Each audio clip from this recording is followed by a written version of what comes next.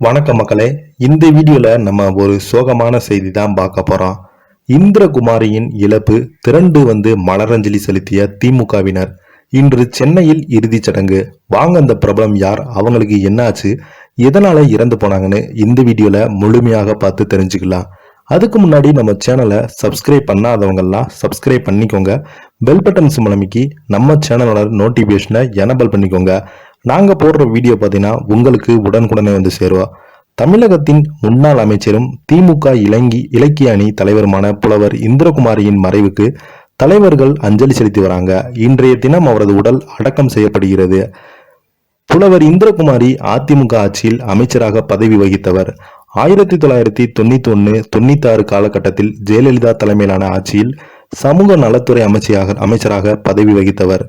அதிமுக சார்பில் போட்டியிட்டு இந்திரகுமாரி நட்ராம்பள்ளி தொகுதியிலிருந்து சட்டமன்றத்திற்கு தேர்வானாங்க. 2006ஆம் ஆண்டு இவங்க திமுகவில் இணைந்தாங்க. ஊழல் வழக்குல இந்திரகுமாரிக்கு அவரது கணவர் பாபுவுக்கும் தலா 5 வருட சிறை தண்டனையும் விதிக்கப்பட்டது. இதை தவிர இந்திரகுமாரி மீது பள்ளி மாணவர்களுக்கு இலவச பொருட்களை வாங்கியதாகவும் ஊழல் வழக்கு இருந்தது என்பதும் சொல்லப்படுகிறது. ஆனால் திமுகவில் இணைந்ததுமே இந்திரகுமாரிக்கு இலக்கிய அணியில் முக்கிய பொறுப்பு வழங்கப்பட்டது.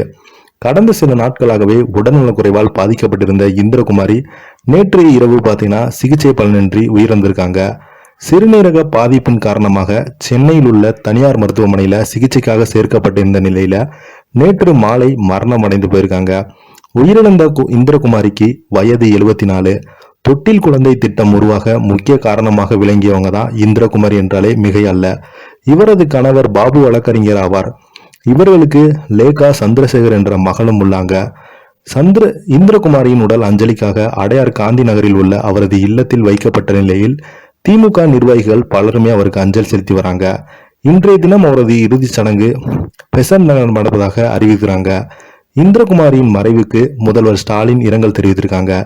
திமுக இலக்கிய அணி தலைவர் இந்திரகுமாரி மறைந்த துயர செய்தி வந்து சோகத்தில் ஆழ்த்தியுள்ளது. நெடிய அரசியல் அனுபவம் கொண்டவங்க இந்திரகுமாரி தமிழக அமைச்சரவையில் இடம்பெற்றும் மக்களுக்காக பணியாற்றி தீராத தமிழ் புற்றுடன் இலக்கிய வெளியில் இலக்காங்க. அவரது மறைவுக்கு திமுக இலக்கிய உலகும் பேரிழப்பும் இந்திரகுமாரியை பிரிந்து வாடுவதும் அவரின் குடும்பத்தினர்களுக்கும் உறவினர்களுக்கும் நண்பர்களுக்கும் உடன்பிறப்புகள் அனைவருக்கும் ஆழ்ந்த இரங்கலையும் ஆறுதலையும் தெரிவித்திருக்காங்க என்று முதல்வர் மு.க. ஸ்டாலின் அறிக்கை மூலமாக வெளியிட்டிருக்காரு.